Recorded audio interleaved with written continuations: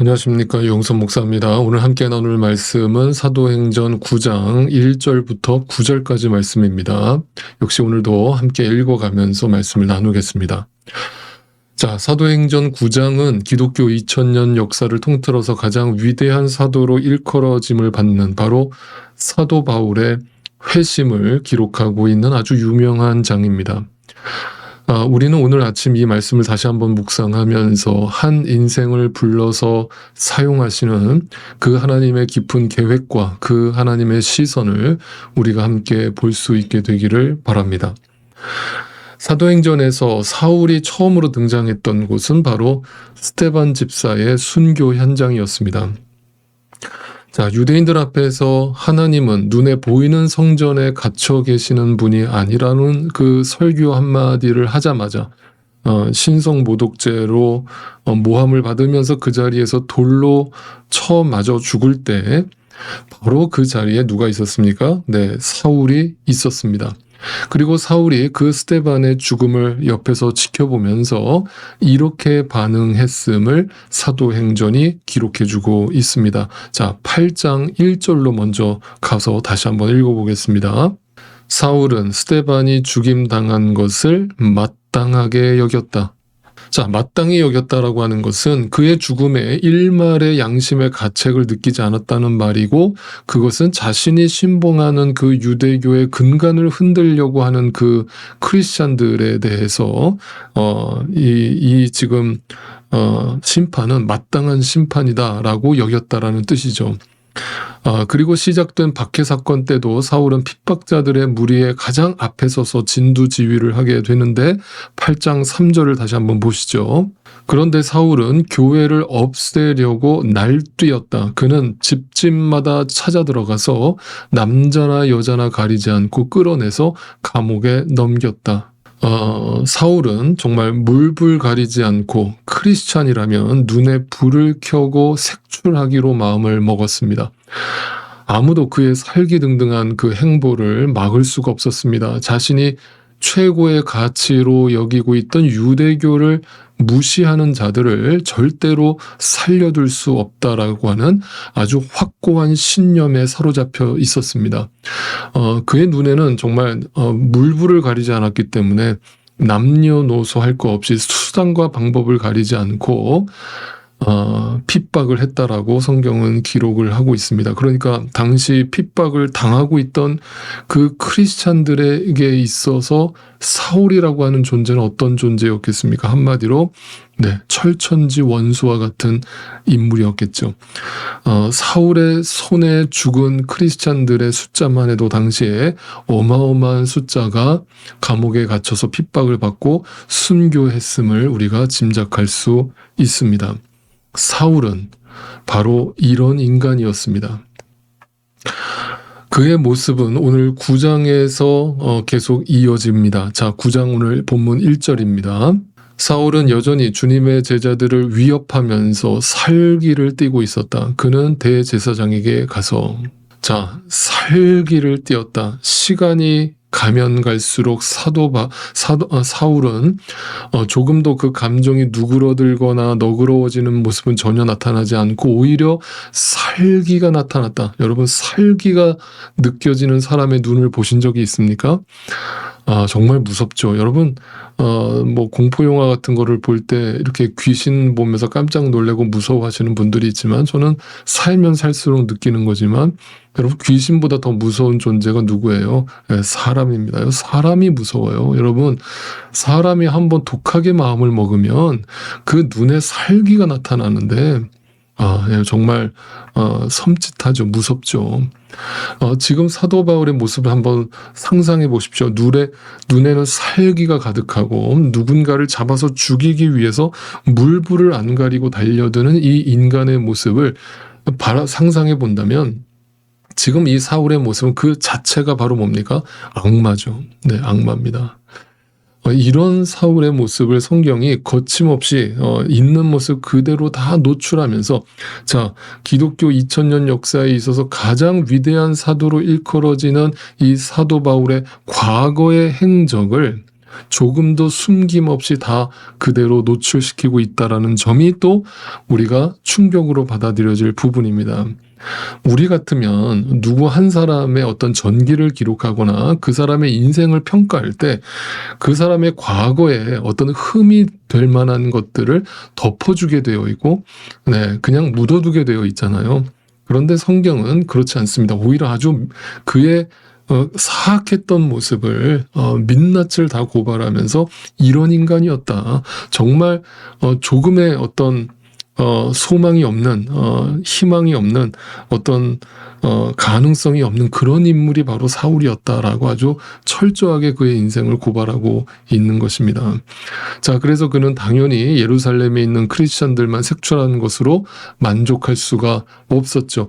예루살렘으로부터 무려 약 213km나 떨어져 있던 다메섹까지 가서 크리스천들을 색출하겠다라고 하는 눈에 살기를 띠고 그런 포부를 다지고 있습니다. 그런데 이제 여기서 또 중요한 것은 왜 다메섹으로 갔는가? 자, 앞서 우리가 살펴봤듯이 예루살렘에 대박해가 일어나자 예루살렘에 머물고 있던 상당수의 크리스찬들이 자신의 삶의 터전을 버리고 강제적으로 그 주변 도시로 이동할 수밖에 없었는데, 이주할 수밖에 없었는데, 가장 많은 크리스찬들이 바로 다메섹으로 이주를 했었기 때문이었습니다. 그렇게 보무도당당하게 눈에는 살기를 띠고, 그래서 가장 많은 크리스찬들이 숨어 지내고 있었던 그 다메섹으로 정말 크리스찬들을 한 명까지 남김없이 다 색출해내기 위해서 눈에 살기를 띠고 그 길을 걸어가고 있었습니다. 자, 3절 4절입니다. 사울이 길을 가다가 다마스쿠스 가까이에 이르렀을 때에 갑자기 하늘에서 환한 빛이 그를 둘러 비추었다. 그는 땅에 엎어졌다. 그리고 그는 사울아 사울아 네가 왜 나를 핍박하느냐 하는 음성을 들었다. 자, 전혀 개선될 여지가 없는 자신의 확고한 신념 속에서 누군가를 죽이기 위해서 살기가 등등한 모습으로 길을 걷고 있던 그 사울 앞에 갑자기 하늘로부터 빛이 쏟아져 내렸습니다. 그 빛이 얼마나 강렬했는지 사울은 즉시로 땅에 엎드러졌습니다. 그 정오의 햇빛보다 더 강렬한 빛으로 다가오신 그 빛이 누구를 말하고 있는 것입니까? 예수 그리스도를 말하고 있는 것이죠. 빛이 되신 예수 그리스도를 보게 된 것입니다. 사울은 바로 그때 빛이신 예수 그리스도를 만났고 그 빛 속에서 자신의 눈으로 보던 세상의 빛이 참 빛이 아니었음을 확인한 후에 그 참 빛인 예수 그리스도 앞에서 엎드러진 것입니다. 그리고 자신의 이름을 부르는 음성을 듣게 됩니다. 그러자 그는 즉시로 그분이 누구시냐고 묻습니다. 그리고 이렇게 대답합니다. 5절입니다. 그래서 그가 주님 누구십니까? 하고 물으니 나는 네가 핍박하는 예수다. 이 말을 좀 곰곰이 생각을 해보면 사울은 살아생전 예수님을 직접 뵌 적이 없었죠. 그죠? 직접 본 적이 없는 예수님이 나타나셔서 첫 마디가 네가 핍박하는 예수다라고 말을 했을 때 언뜻 그 말이 좀 와닿지가 않죠. 왜냐하면 핍박하려면 예수님을 보거나 만났어야 되는데 보거나 만난 적이 없기 때문이죠. 그런데도 예수님이 사울에게 나타나시자마자 첫 마디가 네가 핍박하는 예수라고 말씀하신 이유가 무엇이겠습니까? 자, 그 말씀의 의미는 이런 뜻이 있겠죠. 사울이 인식하지 못하는 사이에 예수를 핍박하고 죽였다라는 것을 의미하겠죠. 여기에는 두 가지 의미가 있는데 첫째는 예수를 믿지 않았다라는 뜻이 되겠죠. 여러 번의 기회가 있었고 예루살렘에 성령 하나님이 임하시면서 대부흥의 사건이 일어나고 또 스데반 집사가 그 앞에서 복음을 전하고 순교하는 모습을 그 앞에서 지켜봤고 여러 번의 하나님의 초대의 기회가 있었음에도 불구하고 그는 그 빛을 거부하고 예수를 믿지 않았기 때문이죠. 그러니까 예수를 핍박한 것이죠. 예수님이 진리요 길이요 생명임을 믿지 않고 거부하는 것이 곧 뭐다? 예수를 핍박하는 것이다. 두 번째로 바로 그 예수를 믿고 따르는 자들을 핍박했기 때문이죠. 자, 사울은 단 한 번도 사람을 핍박하는 일이 예수를 핍박하는 일이라고 생각해 본 적이 없었습니다. 이 말을 오늘 우리에게 어떻게 적용을 할 수 있겠습니까? 오늘 우리가 누군가를 대하는 태도와 그 시선이 곧 하나님께 대하는 것과 같다는 의미가 되겠죠. 그래서 예수님은 우리에게 이렇게 제자들에게 말씀하신 바가 있습니다. 너희 중에 지극히 작은 자 한 사람에게 한 것이 곧 누구에게 한 것이다?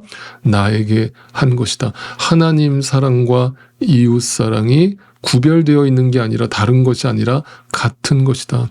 하나님을 사랑한다라고 입으로 말하는 사람이 내 이웃을 함부로 대할 수 없고 내 이웃을 함부로 취급하는 사람이 쉽게 정죄하고 판단하는 사람이 하나님을 사랑한다라고 말할 수 없다는 것입니다.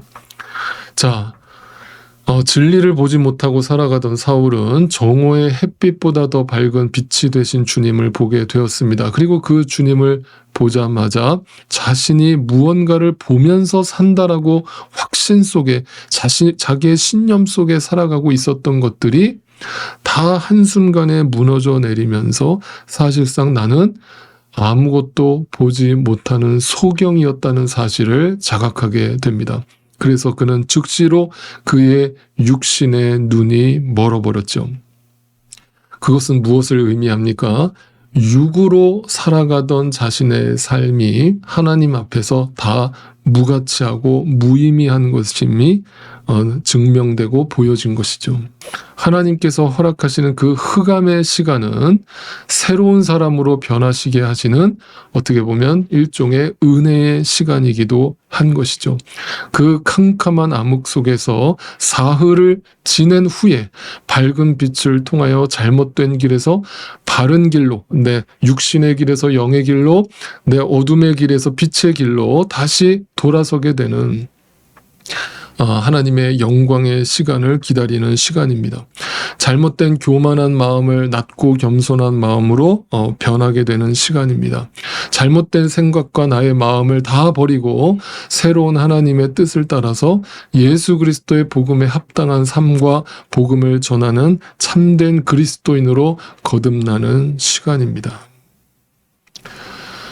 다메섹으로 예수님을 믿는 사람들을 붙잡으러 가던 사울은 거기서 예수님을 분명히 만났습니다. 밝은 빛으로 오신 그 예수님을 만났습니다. 그리고 그의 인생이 통째로 변했습니다. 그리고 그 뒤로부터 암흑의 3일을 보냈지만 그 시간을 기도와 회개의 시간으로 삼으면서 이제부터 주님의 복음만을 위해서 남은 인생을 살게 되겠다는 새로운 인생의 출발점이 되었습니다. 사울이 경험한 다메섹의 사건이 오늘도 저와 여러분의 사건이 되기를 간절히 소망합니다. 우리가 드리는 예배와 기도와 이 말씀의 묵상의 시간들이 하나님의 밝은 빛과 음성을 듣게 되는 시간이 되기를 소망합니다. 주님 앞에서 오늘도 날마다 나의 옛사람을 죽이고 나의 옛 습관을 주님 앞에서 다 버려버리고 세속적 가치관을 다 버려버리고 영적인 눈을 떠서 주님이 기뻐하시는 길, 주님이 이끄시는 길, 주님이 원하시는 길로, 그 십자가의 길로, 복음의 길로 당당하게 주님과 함께 걸어나가실 수 있는 저와 여러분의 삶이 되시기를 주님의 이름으로 축복드립니다. 예수의 이름은